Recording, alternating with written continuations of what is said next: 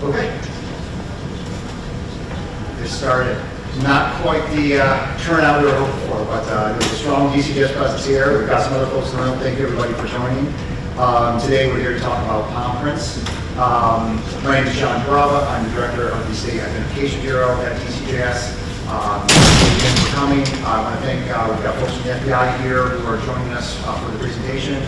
We also have a table/booth out in the lobby along with the FBI, and where we're demonstrating fingerprint capture and palm capture. We've also got some materials and handouts that was beneficial.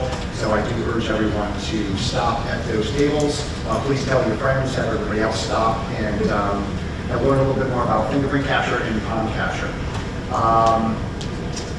Specifically from the DCGS booth, the State Identification Bureau booth, we've got some handouts pertaining to quality image capture, common objection reasons, e-justice portal functionality as it relates to fingerprint processing. We also have a sign-up sheet for tours of the State Identification Bureau.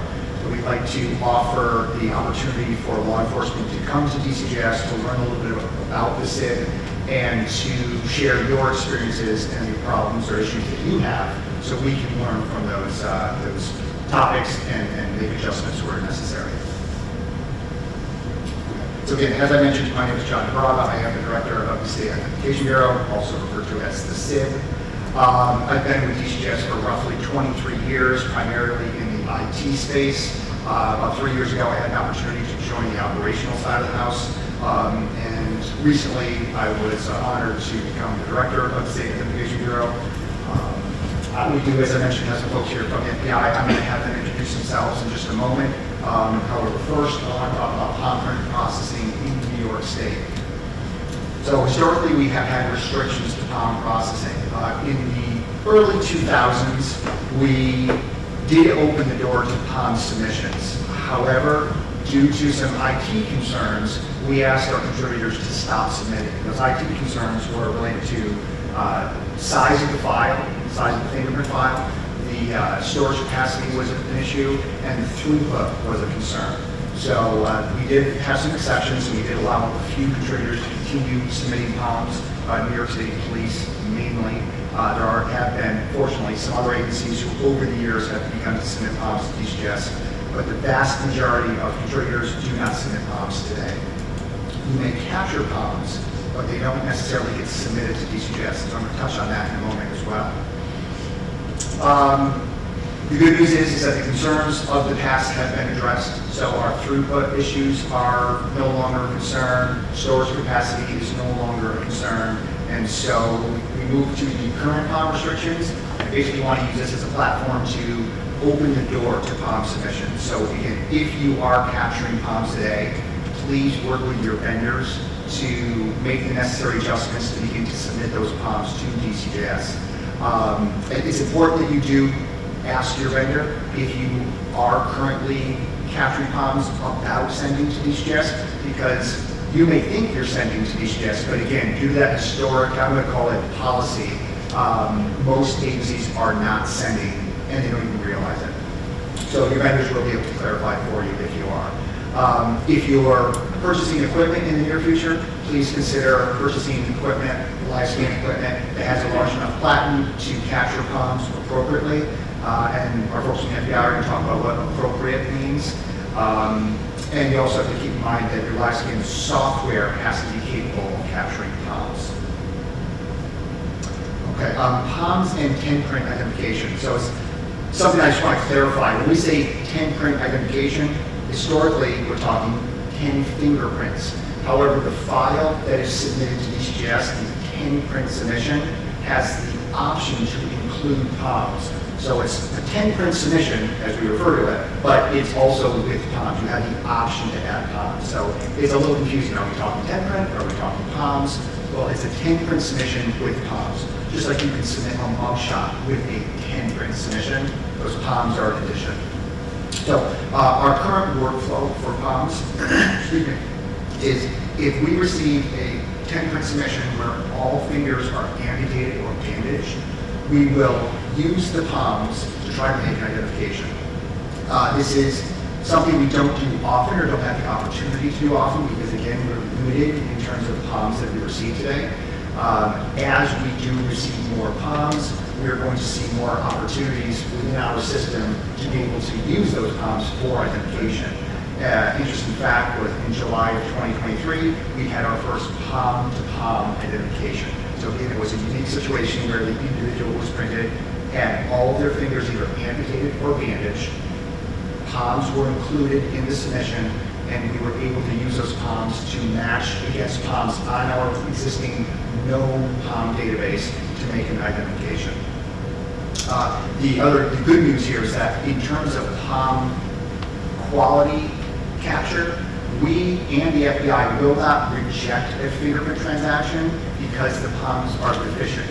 There may be some technology reasons, some file reasons why the file might not be accepted, but in terms of fingerprint quality and palm quality, we are not going to stop the identification process because of a poor palm print. That doesn't mean we don't want to stress quality of palm capture, but we don't want to stop the identification process either due to a poor palm capture. Palms and latent processing. So DCGS does have an accredited latent laboratory where we process latent prints, which includes 10-print and palm images. All of our incoming 10-print submissions, including palms, get what we refer to as a reverse search. So not only do we search fingerprints that come in and palms that come in against our known database, but we also search them against the unknown or the unsolved database in order to help solve crimes, create investigative leads. So again, there's this concept of reverse search where we're also using palms and 10 prints. Our unknown latent prints do get entered into our state and federal database. One of our, I'll call it a stain on New York at the moment, is that we're not submitting our known palms to the FBI, and that's something we're going to rectify in the near future. But our latent images, we do in fact forward on to the FBI for continuous searching, and those obviously are then available nationwide. Some interesting points shared to me by Andre Lester, our director of the latent lab. Fingerprints have roughly 150 characteristics, whereas the palm prints have roughly 1,500 characteristics that can be used for identification purposes. It's also estimated that 30% of latent prints collected from crime scenes happen to be palm prints. And that really speaks to the value in capturing palms from a known perspective and having those submitted to DCGS so we can bolster our known database. So when those latent palm images come in, we have something to compare against and we can make identifications.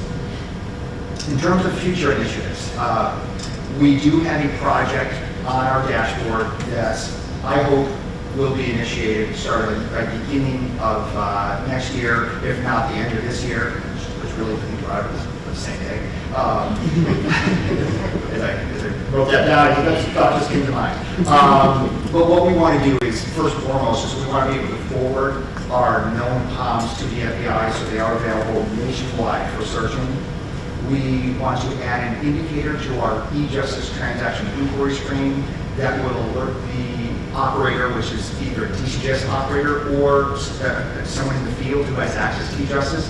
They will be able to see if that transaction had palms associated to it or not. We're not exactly sure how we're going to represent this yet, but it's likely just going to be a data value on the transaction inquiry screen with e-justice that again represents the fact that palms were incorporated with the fingerprint submission.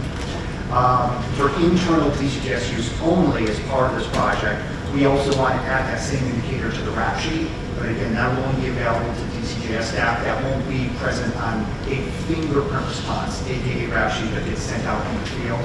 And we also need the ability to view those palms in our archive. And again, the archive is something that's only available to us internally. So that really does it for my small piece of this presentation. I'm going to hand it over to folks from the FBI. However, I would just like to note some of the key takeaways here. From my perspective, I want everyone to understand that palms have incredible value in the criminal justice world, and it is crucial that we start to receive those from our customers. And the second point is that the quality of those palms is also crucial. If we don't get the correct capture space that we need, and again, our folks are going to speak to that, those prints can't be used. So we want everybody to start submitting palms to DCJS where possible, and we want everybody to pay attention to the quality of the palms that we're capturing. And last reminder to check out the booths, both the FBI's and DCJS's, before you guys leave. Thank you.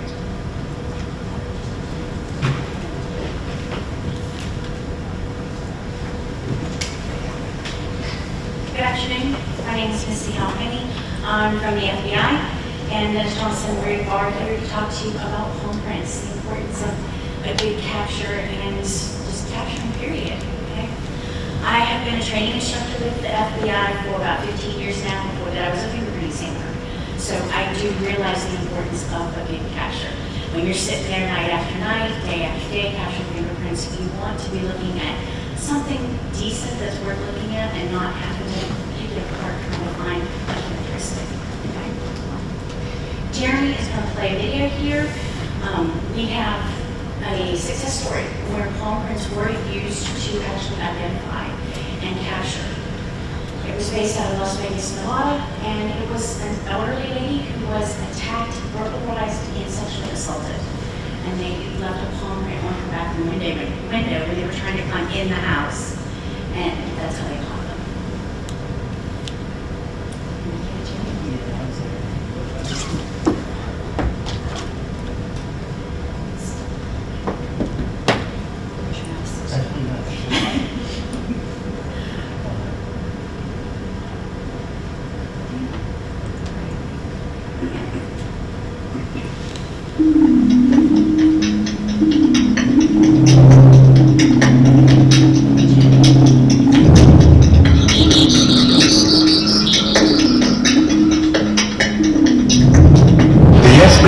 Biometric Identification Award is presented to an outstanding law enforcement officer or agency for their efforts in solving major cases through the use of the Next Generation Identification System, or NGI.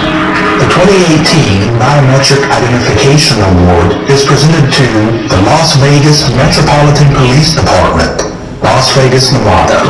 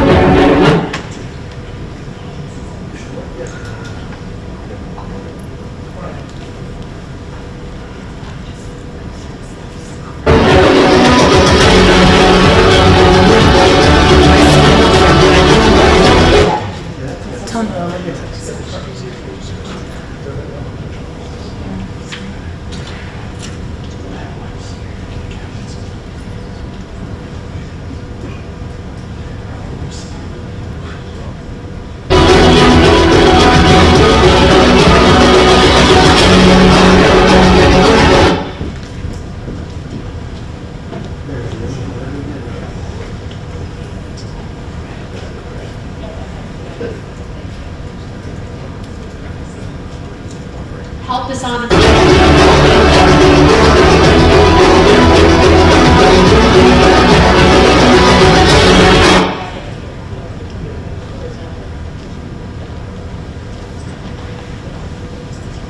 Really annoying. Stop. Good.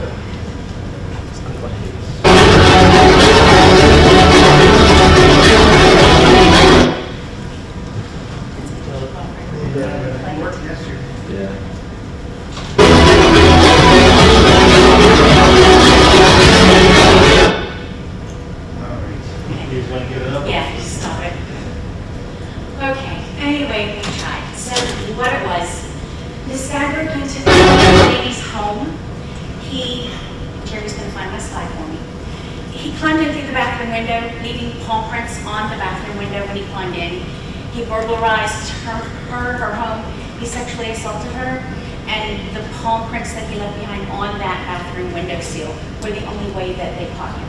They lifted those, compared them, and the guy was sentenced, I think, to 20 years with life on parole and, Sex offender had to register. yeah, had to register as a sex offender. So it was a good call on the palm prints. All right, so back in 1997 when I started, I'm telling my age here, we had fingerprint cards ceiling to floor, we had a 2 million backlog, we were actually working with hard cards. So we had the magnifier glass, we had a pencil, we were classifying, we were comparing. In 1999, we had the IAFA system, the Integrated Automated Fingerprint Identification System, created, which automated everything. We no longer classified prints, we compared them on a computer. It made the response times quicker. So instead of weeks or months, you now got a response back in minutes, which was a fantastic thing. But we know we're always looking for bigger, better. So in 2004, we started creating the NGI system. With NGI, we reached out to all of our criminal justice users, our law enforcement users, and asked them, what do you need, what do you want? They've sent back 1,500 different things that would help them do their jobs better, things that they wanted to see in the system. With that, we built those 1,500 things into NGI. It was deployed incrementally. It provided additional biometric capabilities, and it also gave us the National Palm Print System, which was delivered in May of 2013. So when it was deployed incrementally, it gave us like an additional piece. We could do this in this increment. We just kept adding to it, making it bigger, better, faster. With that and the NPPS, it then gave us a centralized repository for palm prints that we didn't previously have. We didn't have access to all of those palm prints. We didn't have any way we could store them, but we couldn't use them. We didn't have access to them. The NPPS allowed us to have access to all of those palm prints. With the palm prints, John mentioned, 30% of what you find at a crime scene are palm prints. So our criminals are getting smarter. You know, they may wear gloves, they may not wear gloves, but they leave behind things they don't even think about. There was one guy at a bank, for some reason, he lifted his glove slightly, put his hand out on the counter, just barely touching the palm print, and that was how they caught him. They saw on the camera that he did that, they lifted that print, they caught the guy. Why would you lift your glove? Don't know, why? It paid off. So 30% of your palm prints collected our 30% of your prints collected our palms. So we want those palms captured so we can compare them. When NPPS, the National Palm Print System, was first deployed, we had about 900,000 records in that system. Sounds like a lot, but if you think about the population in the world, it's really not. So over the last 11 years, we keep adding palm prints to that system. We now have about 66 million palm print events in the system. Those associate with about 30,000 individual people, or 30 million individual people.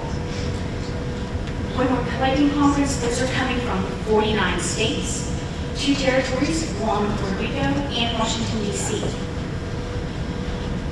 The enrollment rate for those new palm prints we receive daily is about 89%. Scary. 89%, and we receive about 15,000 new prints a day. So that 89% of those 15,000 enroll. We have to have the right information in order to enroll those prints in that NPPS. There's 3 ways that you can send a print into the NPPS. You can send it with a 10-print card, criminal or civil. You have to have that 10-print card in order to create the record. You have to have that 10-print or that no UCN in order to get that palm print in and add it to the record. So you can submit the palm print as a secondary biometric with that 10-print card. You can submit it as a biometric image update. So if you've already submitted 10 prints, You know that UCN number, you know that that person's had a record. You can add that UCN to that palm print and add that palm print to the record. So it's a biometric image update. Or you can send your palm prints in bulk submissions. If you've been collecting palms for a while and you have a bunch that you want to submit, you can do it in a bulk submission. You can do that either through an electronic file transfer, or you can do it through a hard drive. You can send us a hard drive. And with that UCN associated with that palm print, we can then update those records and add those palm prints to the record. One of the biggest challenges that we have is when the palm prints are being captured, they're not being captured correctly. We're not getting enough information. So when you capture those palm prints, most often it's a 6-image capture. So you're capturing the upper palm prints from about midway of the hand up to the end of the fingertips. Then you capture from right below the fingers down to the bottom of the palm, and then you capture that writer's palm. A lot of people assume that a palm print is just this portion of the palm. It's not. It's everything that you see, okay? So whenever you're capturing those palm prints, you have to capture those distals, those fingertips. When the palms come in and they're associated with that 10-print record, we have to validate the palm images against that 10-print card. So there's one finger randomly pulled from each hand, and then it's verified against the 10-print card. So maybe you only printed 8 of the 10 fingers. The system may randomly pull those 2 fingers that you didn't submit. It doesn't matter that you have 8 other fingers. It matters there's 2 fingers missing. Okay? So we have to have all 10 fingers when you're printing those. You want to make sure that you get a good clean capture. You want to make sure that you're capturing correctly.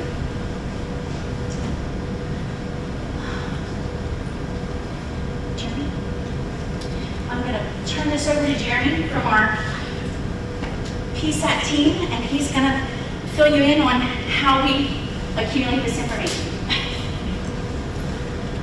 Hello, I'm Jeremy Carlin. Like Missy said, I'm part of the Palm Service Analysis Team. I've been with the FBI CJIS Division in Parkersburg, West Virginia for just over 15 years. So I just got my 15-year mark. Always been in the biometric section of that. Started in fingerprints, then with the face recognition, and spent a little time in Iris, and now with the palm print group, and love every part of it. So I got to see a little bit of how everything intertwined with all the biometrics. So it's nice to do that.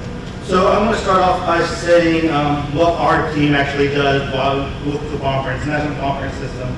Our group is made up of several analysts on our team who have different priorities to make sure the National Palm Print System is up and running.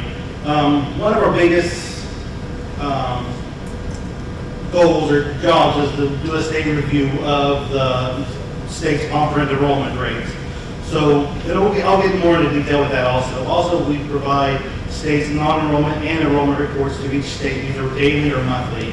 So what this is a Microsoft Excel spreadsheet of what's enrolled in the state, what did not enroll in the state, so they can kind of look at them themselves. Like, we'll say, pick on New Jersey for a second, like, if we send a report to the state of New Jersey, and they say, they can see for the whole month, they have 2,000 non-enrollment for Newark, New Jersey. Maybe they could send some training out to Newark to get them better enrolled, get their systems better enrolling in the palm prints. We also work with our training staff closely, like Missy here, we work with her and their group. So if we see trouble on our own, we're looking through these reports on our own, we're able to reach out to Missy and her group and say, hey, this agency is having trouble. Could you please reach out and maybe give them some guidance or some ways to help them? Our team also works very closely with our IT department. So whether it's an NGI issue or a National Palm Print System issue, we have several analysts on our team that could reach out to IT and say, hey, this system's not working, these prints are not enrolling, can you please tell me why? And we have a great relationship. So, I mean, if you guys, once you start enrolling, have any questions, please feel free to reach out to us immediately, and we'll, get that problem solved quickly. We also provide palm prints for investigation. So I know we have some late examiners in here. So if they need a palm print for some reason, they can't do an IRQ, which is an image request. They're somehow unable to do that, their system's down. They can reach out to us, and we'll email that there's palm prints to them. If we have them on file, we can send them to them, which is very helpful. And we have several great success stories doing that.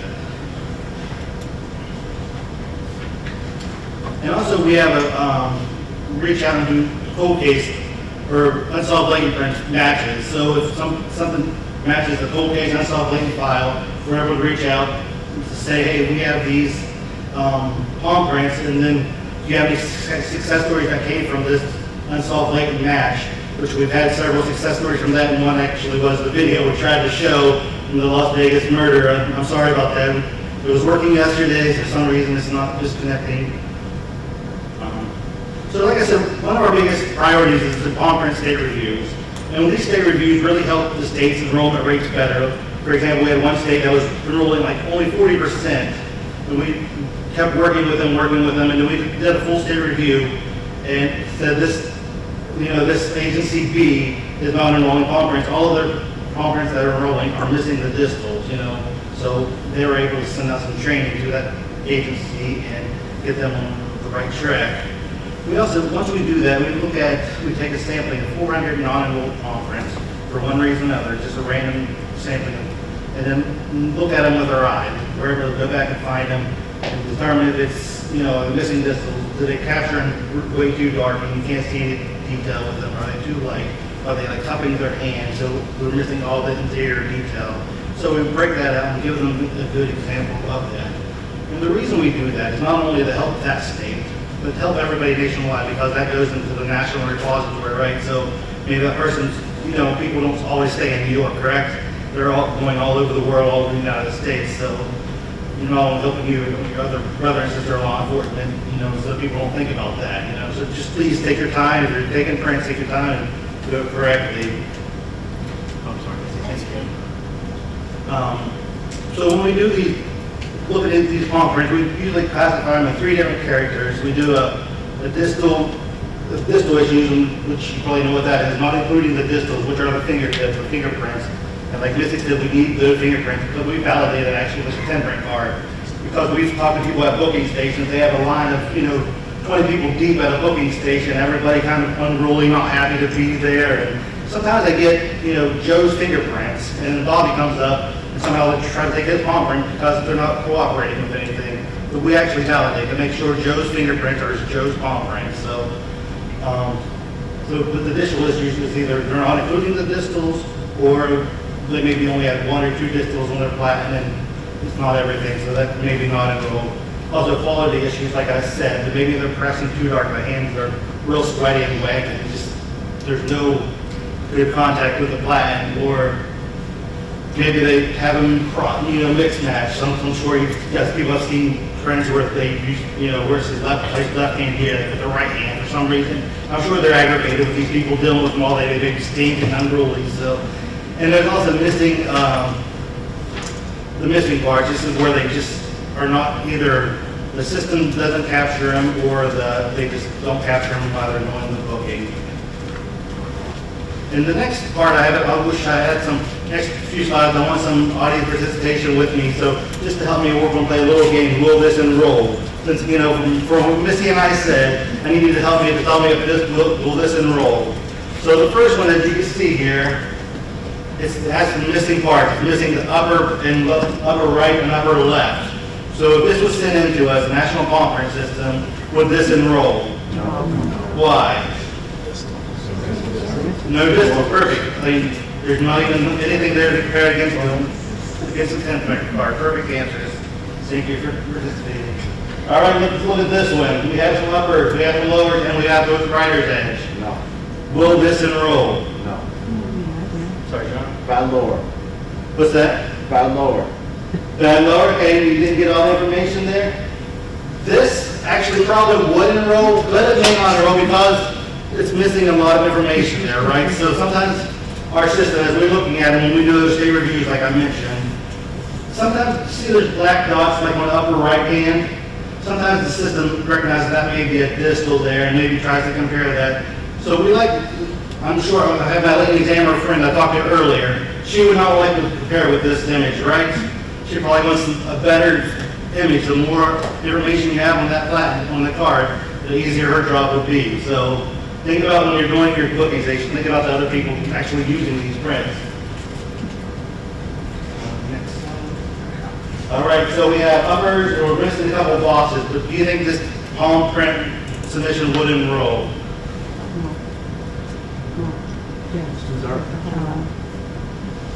I see a couple nods, yes, a couple nods, no. Actually, this palm print will enroll because it has the distals. It's going to find the distals on the upper palm, upper right and left, right? So that's what our system is looking for. But we don't want something like this because like my late friend I talked earlier, I have several friends. We actually had a case really recently where somebody requested palm prints. We had a palm print on file, but they needed the right type of cleaner. But when the agency took that palm print, they only started about like right there, so they missed the whole lower part of the hand, and they had that, it could have been an easy match for a murder, but that person did not capture that, so it was, we couldn't help them, you know, so hopefully down the road they'll come up with another biometric that'll be able to help that. So when you're taking this, please take everything possible. Take your time, I know it's probably not easy to do every time, but please take your time to do that. All right, next one. We have some upper, some lower, on both riders. Will this one enroll? No. The affirmative, all the way no, because we have the upper, but they failed to get their fingerprints, the imprints, right? So it's not going to validate. Awesome. You guys are great. All right. All right. One more. Will it enroll? I believe. Yes, no, maybe so, right? Maybe. I'd like, that's the perfect answer, maybe. If it's looking, like Missy said, it's automated validation, it's looking for a random finger. So if it's looking for those index fingers up, they got pinky finger on that right hand, it may enroll. But if it's looking for the ring middle finger, it's not going to enroll. So just make sure you're pressing down just another second. You would have had that, you know, had those fingerprints. All right, so some agencies still have a full palm capture equipment, but these are becoming very rare. And so these captures are just the full palms.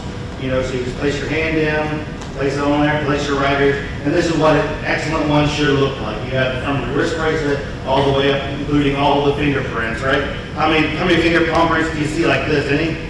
Probably very, very little, huh? So, I'm sorry to call you out all the time, but I know we talk to each other, so. The next slide here is a 6-image capture. This is what most agencies use because the plans are smaller, cheaper, easier to buy, right? And that's what, I know everybody has a budget issues, and this is what everyone's making and buying. So, this is the perfect pristine, this is what we want people to submit palm prints to it. They have that full upper, the full right lower, that kind of, you have the space in between for both of these, and you have a great rider's edge. And some people ask us, why do you collect rider's edge? Because, like I think Misty said, some people are not using their fingerprints now. They're getting smart. The criminals are getting smart. And they know not to push a window up like this or break into a car like that. They're trying to go around that and using, you know, the palm, their rider's edge of their hands to push up a window or climb into a window. And so that's why we collect those also. But this is what we're looking for. Is all the fingers, the lowers, and the riders.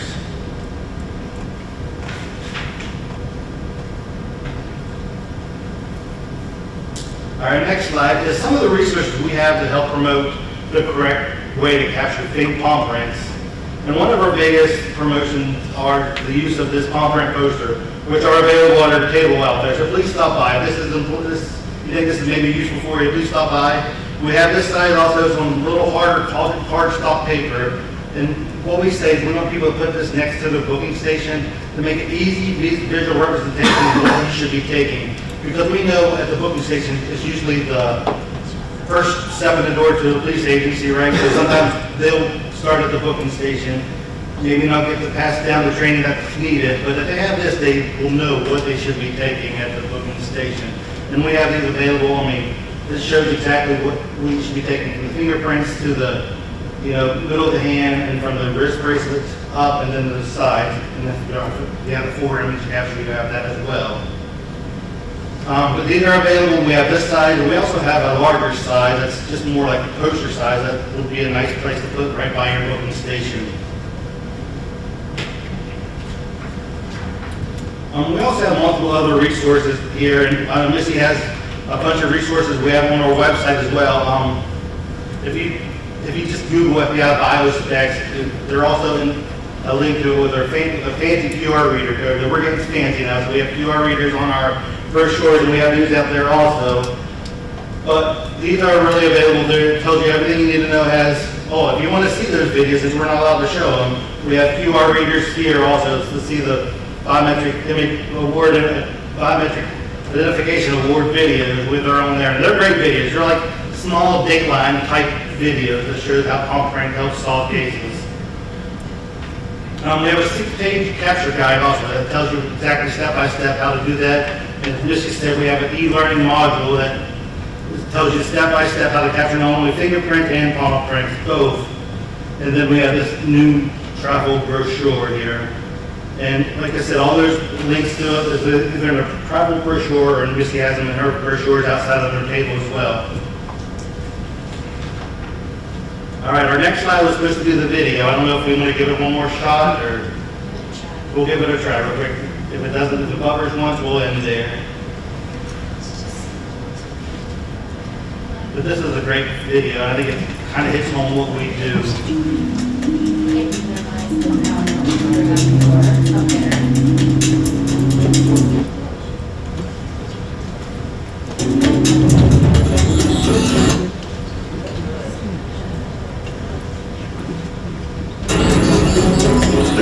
FBI Biometric Identification Award. All right, so this case is a great case. We have a big poster outside by our table that gives you a little synopsis of what happened in this case. It happened in Moore, Oklahoma. It was actually a cold case. It was happened in 2012, which was before the PSS was even available, right? So in this case, they searched Oklahoma, their palm print, their latent prints, found nothing, and they went. It was actually a manslaughter case. The guy stomped the guy to death. And while he was doing that, of course, he held onto this truck like this, kicking him and stomping him. And that was what was the palm that was only left behind. That's how we solved this case.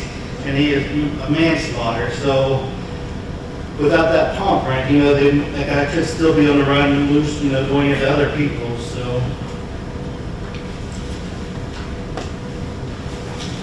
All right, and our next slide, I know we might finish up early since we don't have our videos to show, which I'm really sorry, but they'll be on this, so please take a look at this. Our next slide is just, our team is actually divided into regional representatives. So I'm the Northeast Regional Representative, which New York is in my region. So if you have any palm print questions, I have business cards out on our table. Come grab those. I'll be glad to work with you, get you on board, get started with collecting those palm prints. We also have, like Armin Sims, he does all the western side. Rick Carlin and John Minache are both regional representatives of our team.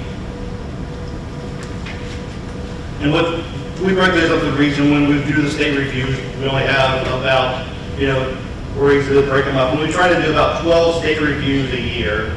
But with New York, when New York becomes operational submitting palm prints, we'll maybe do one after about like a 3-month trial to make sure things are going smooth and just see how that goes. And then that'll work out great. Just get you guys rolling on the right track. And our last is just our contact information. We have our contact for our PSAT team and also Missy's biometric training team. So if you want to take a video of that, or a picture of that, or we have information at our table as well. Any questions? Please ask some questions if you're interested. Yes, sir. If you get a submission from an agency and the suspect has dishpan hands or he's got no ridges or his palms are messed up, does that become his prints, or how would you identify that guy? If his prints are terrible, you're saying? Yeah, because if his hands are tore up from whatever work he does or whatever the case may be, does the prints that are submitted, does that become his own? I would say, yeah, if it enrolls with the 10 print has to enroll first. But sometimes if they're so bad, the 10 print will not enroll them also, you know what I mean? I had a fellow, he was a brick mason, we got him DWI 13 years ago, and it was just blobs of black ink. Yeah, and that happens. There was nothing. And usually the fingerprints will not be able to enroll, which means the 10 print will not be able to enroll. You want to answer that too, Missy? Okay. Okay, so sometimes when those prints come in and they're very poor quality, they'll run as a minutia search, so they'll be searching the ridges and the points and characteristics on the fingerprints, but they can also run as a name search to see if there's any hits. When those name searches come through, if they provide any hits to that person, then our examiners will physically compare those. They don't just run through the system and be compared that way. They'll go through a fingerprint examiner, that fingerprint examiner, that is if they're sent to us, will check that record, compare those records, and see if they can make a hit. Now, they are very difficult. If you've ever looked at prints, sometimes you think it's impossible. How are you going to find anything on those? But our fingerprint examiners are really very good. They see lots of bad and poor quality prints, so they're pretty good at picking out the little details and identifying. Right now, 10 print is the only way to establish a record. They are working on other means for like double amputees and things of that nature, but right now, 10 print is the only way to establish a record. And I would echo that from the New York State DCGS perspective. If those are the first set of prints we're receiving for somebody, the transaction likely will reject for a quality reason. You'll get a rejection reason back, and you'll be asked to do a resubmission. You can directly call our communications line at DCGS and explain the situation, at which point staff may not reject those initially, or they may restart them if they understand the situation. Yeah. But we do like to ask for one re-roll first, understanding that you might not get any better of an image. But after that first re-roll, and again with a conversation, we will attempt to make a match, try to identification. But if not, we will enroll those prints, because again, there's the prints that we're receiving from you, and those do become essentially the baseline print for that individual. Those prints were done on a card back before we had live scan. Okay. So like live scan right now would never accept that guy's prints. Well, so most vendors do allow you to override the quality, so they have a quality threshold implemented in every live scan. Again, different vendors do this different ways, but every vendor, I'm going to assume, has a way to override that quality standard so you can get it to us.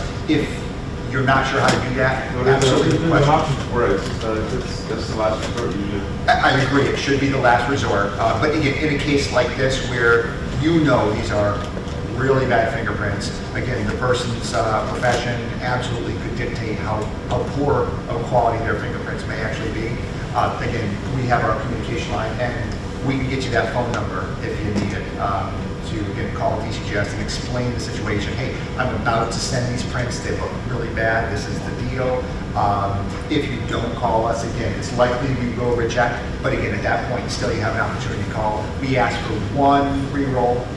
Our training quality assurance unit wants that. Yeah, absolutely. We recently had somebody that was a laborer that had really poor ridge structure on their hand. I had to use a ridge enhancer, and then I also had to warm up the person's hand to get better circulation to the ridges.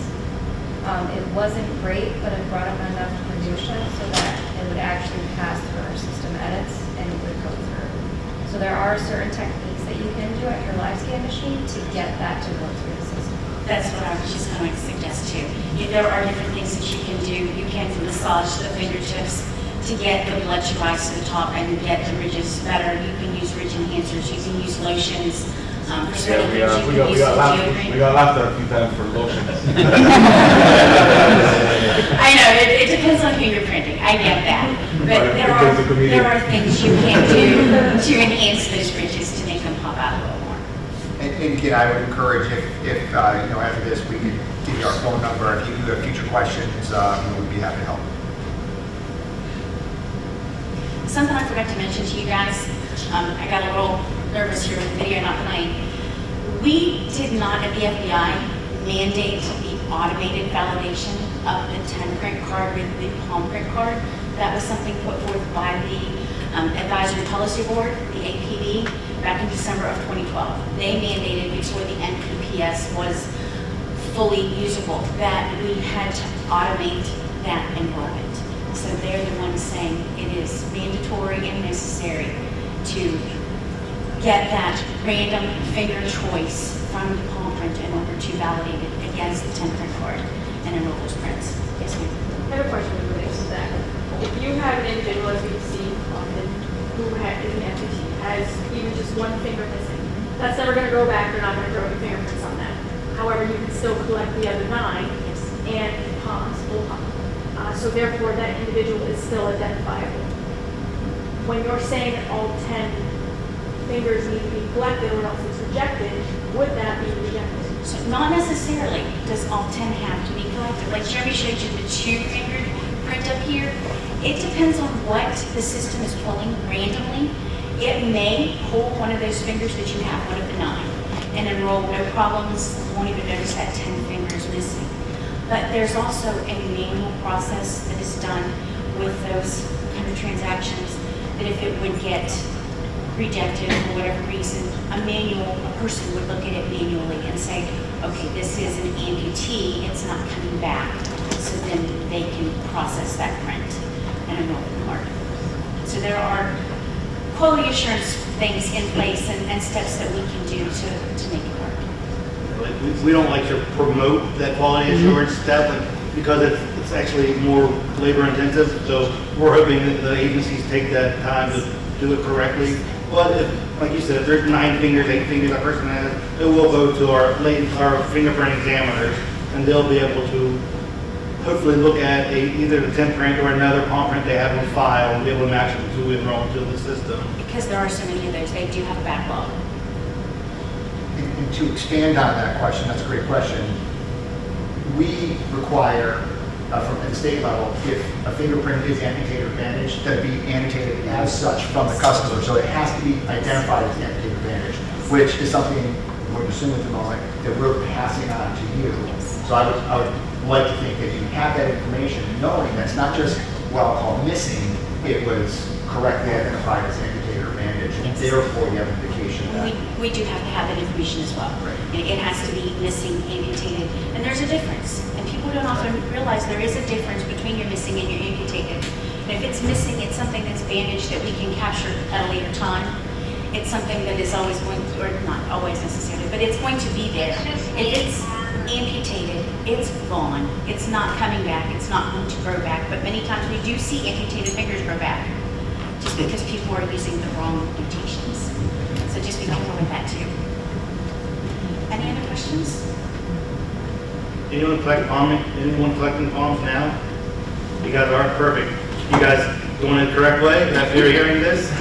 We've been doing it that way for at least since 2009. Okay. But now we have the question of, we don't know if we've ever submitted one. Okay, yeah. Yeah, where are you guys from? Village of Mamaroneck, Westchester? Yeah, so I don't know off the top of my head here, but that's something we can look at. And again, I really encourage you to talk with your vendor. We've been back and forth with our IT guy and our other lieutenant trying to figure that out this whole time.